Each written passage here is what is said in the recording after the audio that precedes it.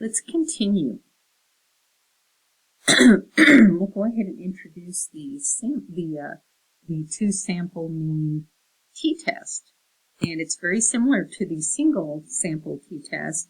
Both samples, or actually one or both samples, are less than 30. And typically they're both less than 30. So let's build our formula. T is equal to x bar 1 minus x bar 2 minus mu1 minus mu2 all over the square root of s sub 1 squared over n sub 1 plus s sub 2 squared over n sub 2. It looks exactly like the other one. Now, because it is a t-test, we need degrees of freedom. And because it's a two-sample test, you will use the smaller of n minus 1 and put that parentheses in. Okay. For degrees of freedom, you will use the smaller of n1 minus 1 and n2 minus 1.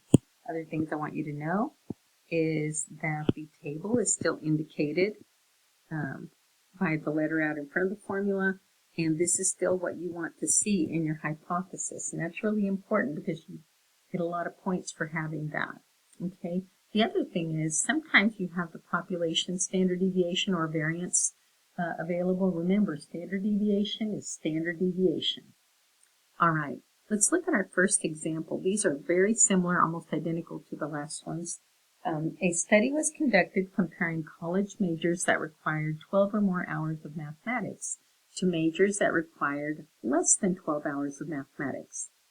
So the mean income of 8 majors requiring more than 12 hours of mathematics was $45,692 per year, with a standard deviation of 1,236. The mean income for 10 majors that require less than 12 hours of math was 40,416, with a standard deviation of 5,324.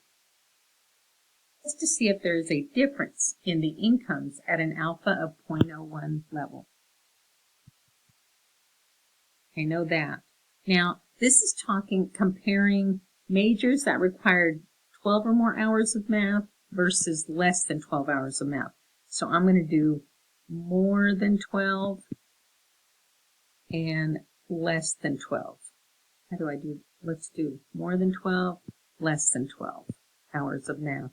These are the two majors. Since I described the 12 hours or more of math majors first, they are sample 1. Now, the mean income of 8 majors requiring more than 12 hours of math, so our n sub 1 is 8. That mean was 45,692.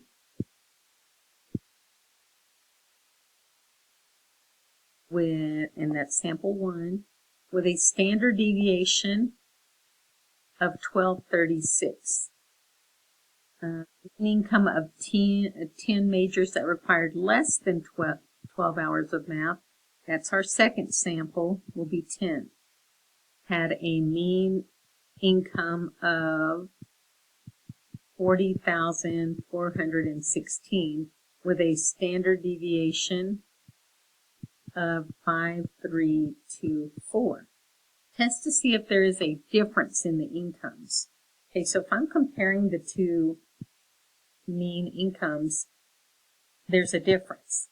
They're not equal. So when I'm building the hypothesis test, I know that this is going to give me my alternative. We're going to need a null, an alternative, a critical value, an obtained value, and a conclusion.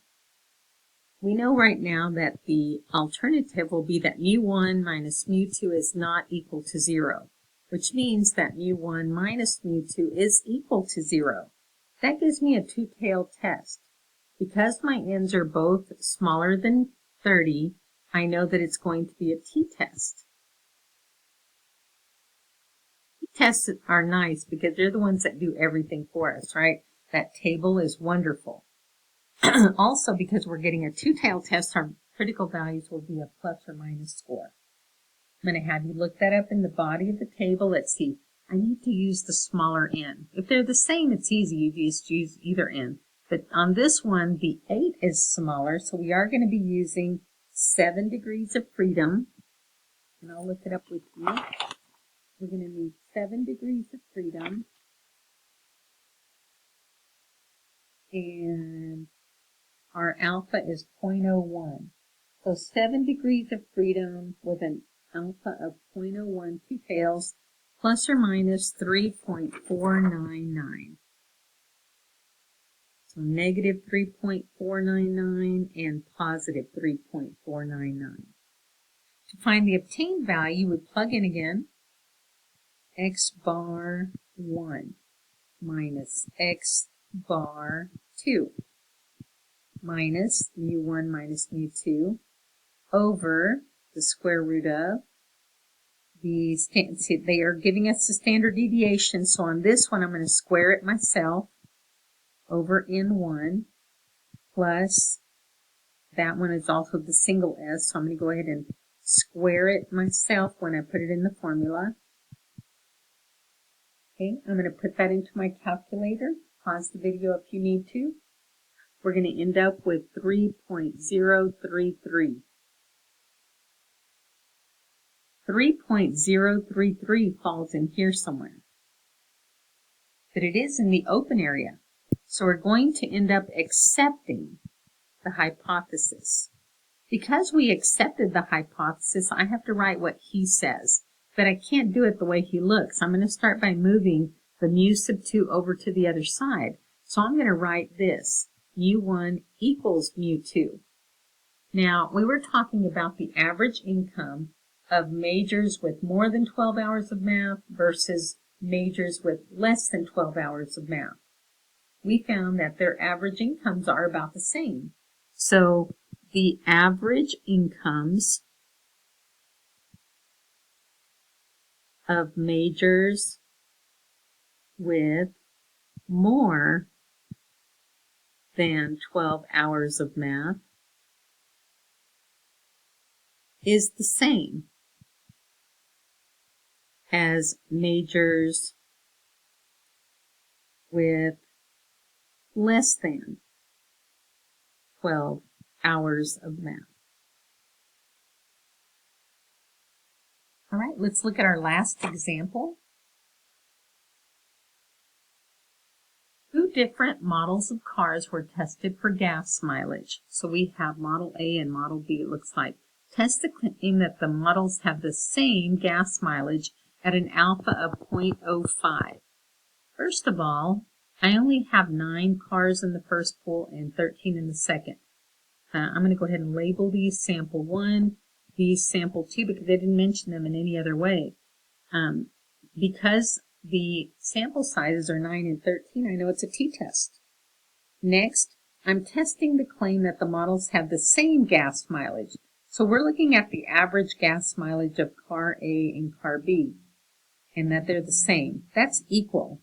So when I'm building my hypothesis test, we're going to need a null, an alternative, a critical value, an obtained value, and a conclusion. Now this is going to give me my null hypothesis after I move the mu sub 2 over to the other side. And mu1 minus mu2 is equal to 0, and mu1 minus mu2 is not equal to 0. It's a two-tailed t-test. I take my smaller n to calculate my degrees of freedom, so it'll be 8. Let's find the critical values. Luckily, it's a t-test, so they do everything for you on the t-test, don't they? We're going to take the fact that it's a two-tailed test with an alpha of 0.05 and 8 degrees of freedom. We will get plus and minus 2.306.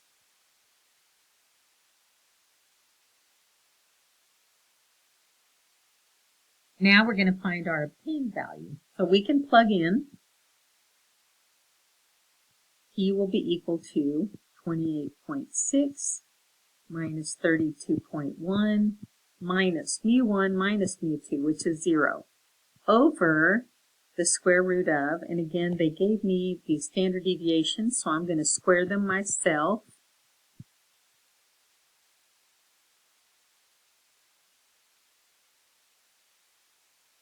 And plug it into my calculator. Pause the video if you need to.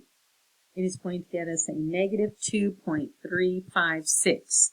When I plot that on my chart, negative 3.56 actually falls a little to the left of our critical value,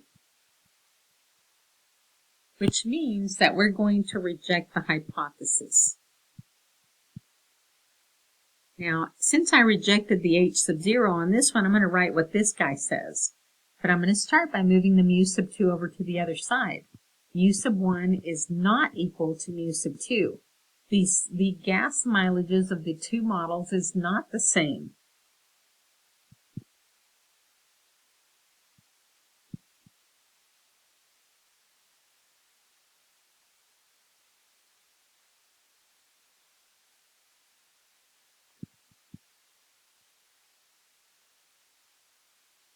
All right.